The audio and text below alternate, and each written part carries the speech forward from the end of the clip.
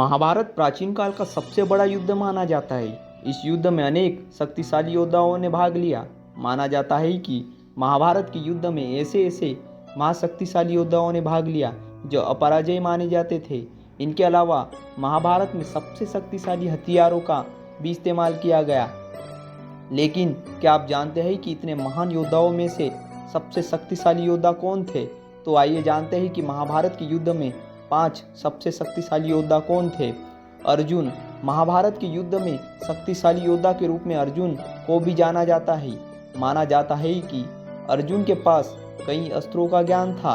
कहते हैं कि जब अर्जुन को चुनाव का मौका दिया गया कि वो कृष्ण की नारायणी सेना को चुने या स्वयं निशस्त्र कृष्ण को, तो उन्होंने कृष्ण का चुनाव किया। यह महाभारत का सबसे बड़ा निर्णय था। अर्जुन ने ही कौरवों की आधी से अधिक सेना को मारा। इसमें भीष्म और कर्ण भी शामिल थे। द्रोणाचार्य ने ही दोनों तरफ के सेनाओं को ज्ञान दिया था। इनके पास हर अस्त्र को चलाने का ज्ञान था।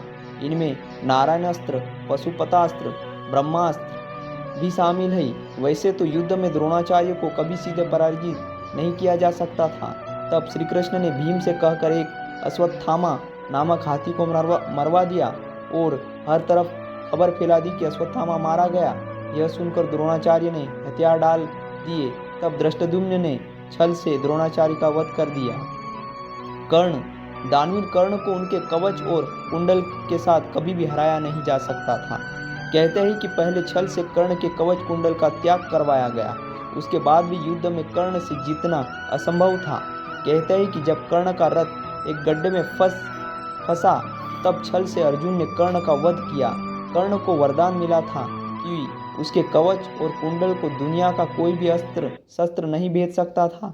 कर्ण ने युद्ध में नकुल, सहदेव, युधिष्ठिर और भीम को हराया था, लेकिन उन्हें मारा नहीं, क्योंकि कर्ण ने प्रतिज्ञा की थी कि वो सिर्फ अर्जुन को छोड़कर अपने भाइयों को नहीं मारेगा। भीष्म। महाभारत के युद्ध में भीष्म को हराना असंभव था। भीष्म को वरदान मिला था कि उनकी जान उनकी इच्छा के विरुद्ध नहीं ली जा सकती थी।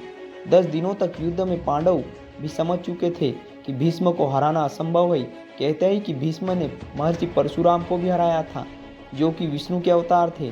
तब शिखंडी को आगे कर अर्जुन ने भीष्म पर सैकड़ों बाण दागे और भीषण तीरों के बिस्तर में फंस गए। तब उनकी अपनी मर्जी से उन्होंने अपनी देह त्याग दिया।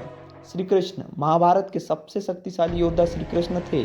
माना जाता है कि श्री कृष्ण भगवान विष्णु के अवतार थे। उन्होंने महाभारत के युद्ध में कोई भी हथियार इस्तेमाल नहीं किया था। श्री कृष्ण ने सिर्फ अपनी रणनीति से वो इतने महान योद्धाओं को मात दे पाए। कहते हैं कि अगर श्री कृष्ण हथियार उठा लेते तो सिर्फ अपने सुदर्शन चक्र से कौरवों की पूरी सेना का विनाश कर देते, क्योंकि कृष्ण के सामने कोई भी योद्धा अमर नहीं था।